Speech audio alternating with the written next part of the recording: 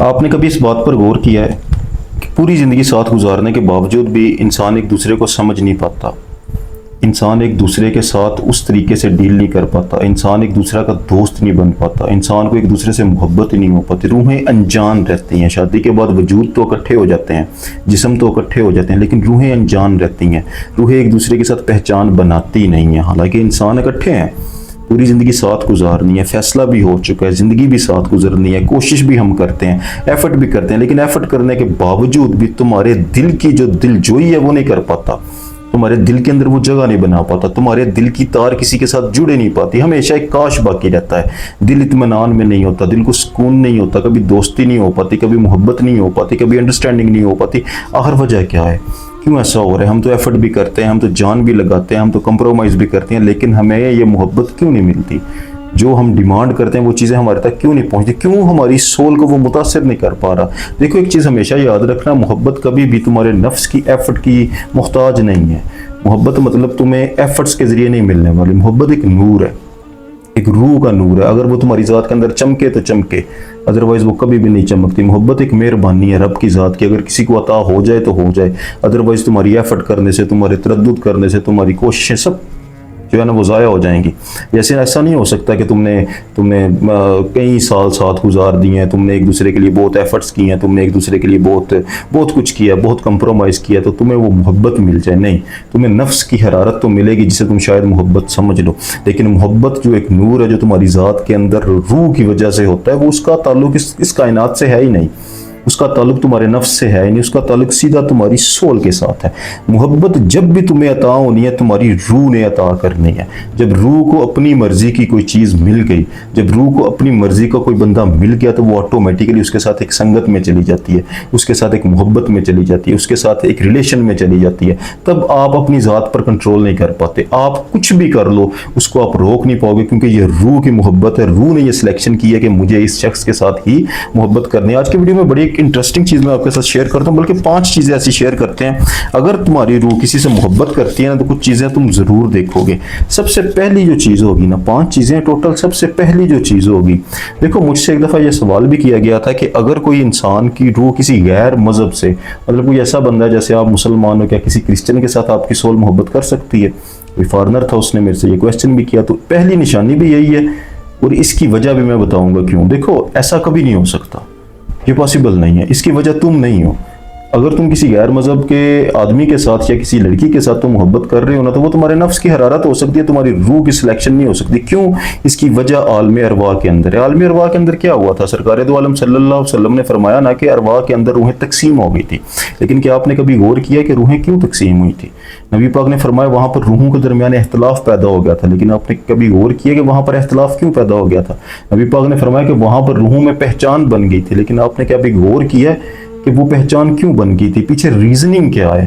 وہ ریزن اس چیز کے ساتھ اٹیچ ہے۔ اس چیز کو اگر تم سمجھ گئے تو میری بات تم تک پہنچ جائے گی، اور یہ پہلی نشانی بھی تم تک پہنچ جائے گی کہ روح کی محبت کیوں آپ کو اپنے ہی مسلک کے بندے کے ساتھ ہونی ہے۔ دیکھو ارواح کے اندر ہوا کیا تھا، اللہ تعالیٰ کی ذات کا جب امر کن ہوا تو تمام لشکر روحوں کا ایک جھنڈ اللہ تعالیٰ کی ذات کے سامنے کھڑا تھا۔ جیسے ہی اللہ تعالیٰ کی ذات نے الستو بربکم بولا، اللہ تعالیٰ کی ذات نے وعدہ لیا کہ کون ہے تمہارا پروردگار، تو سب نے بولا تھا بلا، قالوا بلا، سب نے بولا تھا۔ لیکن اس کے بعد کیا ہوا؟ نبی پاک نے فرمایا کہ وہ تقسیم شروع ہو گئی، گروہ در گروہ روحیں تقسیم ہونا شروع ہو گئی تھی۔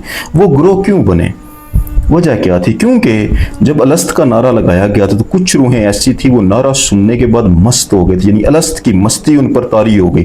کچھ روحیں ایسی تھی جنہوں نے جواب جھک کر دیا تھا، اور کچھ روحیں ایسی تھی جو سن کر پریشان ہو گئی تھی۔ یہ 3 گروہ بنے تھے۔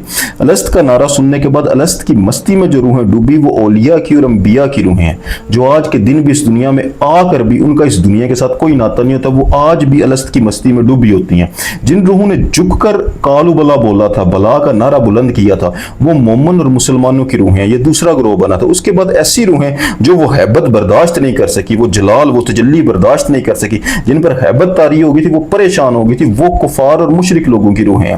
تو جب الست کا یہ نعرہ مکمل ہوا بلا، تو سب نے بول لیا۔ یہ جھنڈ جب ارواح کے اندر ٹھہرایا گیا، عالم ارواح کے اندر، تو وہاں پر سلطان فرماتے ہیں کہ شیطان کے جب نعرے لگے، نفس اور شیطان کے نعرے لگے، تو جو روحیں پریشان تھیں، کافر اور مشرک لوگوں کی روحیں، وہ ساری کی ساری نکل کر شیطان اور نفس کے के शिकंजे में आ गई।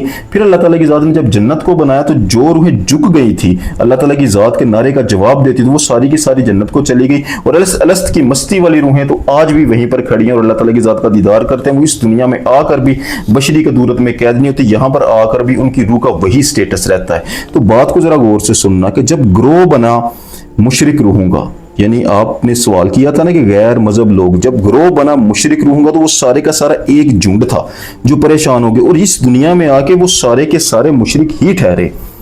उनके दिलों में अल्लाह ताला की ज़ात ने ईमान की हिदायत या इस्लाम की जो रोशनी है वो फूंकी नहीं थी। वो सारे एक ग्रोह थे, जो एक ग्रोह था ना उनकी आपस में पहचान थी। नबी पाक ने फरमाया था कि जो वहां पर पहचान रखते हैं वो यहाँ पर आकर एक दूसरे को जब देखते हैं तो उनमें मोहब्बत पैदा हो जाती है। जो वहां पर एहतलाफ रखते थे जब वो दुनिया में आते तो उनके दरमियान एहतलाफ पैदा हो जाता है। तो पहचान किन की हुई? जो एक ग्रोह था।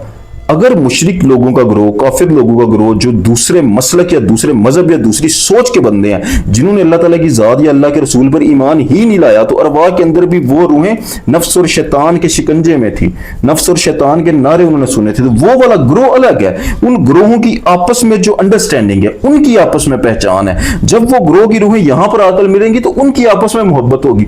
आप ठहरे मुसलमान, आपका ग्रोह वो है जिन्होंने अल्लाह ताला की ज़ात को बला बोला तो अल्लाह ताला की ज़ात के सामने झुक गई, मुसलमान ठहरी, जन्नत को चली गई, इस्लाम कबूल किया, तो वो ग्रोह अलग है।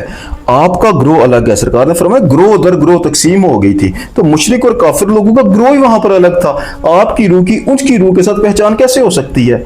बात को समझ रहे हो आप? आपका ग्रोह ठहरा वो जो अल्लाह ताला की ज़ात के सामने झुक कर बला बोला और मोमिन और मुसलमान ठहरे और जन्नत को चूज किया, तो उन ग्रोहों की आपस में पहचान हुई। तो ऐसा नहीं हो सकता कि आप उस ग्रोह के हो, यानी उस ग्रोह ने जिसने झुककर सलाम किया था या झुककर बला बोला था वो ऐसे बंदों के पास जा ठहरे या उसके साथ पहचान हो जाए जब वो दूसरे मजहब का या फिर वो दूसरे ग्रोह का बंदा। तो ऐसा पॉसिबल नहीं है, ये रूह का खेल नहीं है। अगर आपको कोई ऐसा बंदा अच्छा लगता है ना जो शायद क्रिश्चियन है या किसी भी मजहब का बंदा है, ठीक है, तो वो मोहब्बत नहीं होती, वो आपके नफ्स की मोहब्बत आप कह सकते हो, नफ्स की हरारत कह सकते हो, आपकी दिमागी सोच है, आपको उसकी पर्सनैलिटी अच्छी लगती है, उसकी लुक्स अच्छी लगती है, या वो काइंड है, या जो भी आपको उसके अंदर चीजें नजर आती है उसकी वजह से आपके अंदर उसके साथ अंडरस्टैंडिंग हो रही है। लेकिन जब सोल की बात की जाती है ना, जो नबी पाक ने फरमाया कि अरवाह की पहचान की बात की जाती है, सोलमेट की बात की जाती है, तो वो आप ही के ग्रोह का होगा जो अरवाह के अंदर इकट्ठे थे। अगर आप मुसलमान हो ना तो वो भी मुसलमान ही होगा, क्योंकि वहां पर दोनों ने झुककर अल्लाह ताला की ज़ात के सामने बला बोला था। तो ये एक बहुत ही डीप सा नुक्ता है जिसको अगर आप दोबारा इस वीडियो को सुनना आपको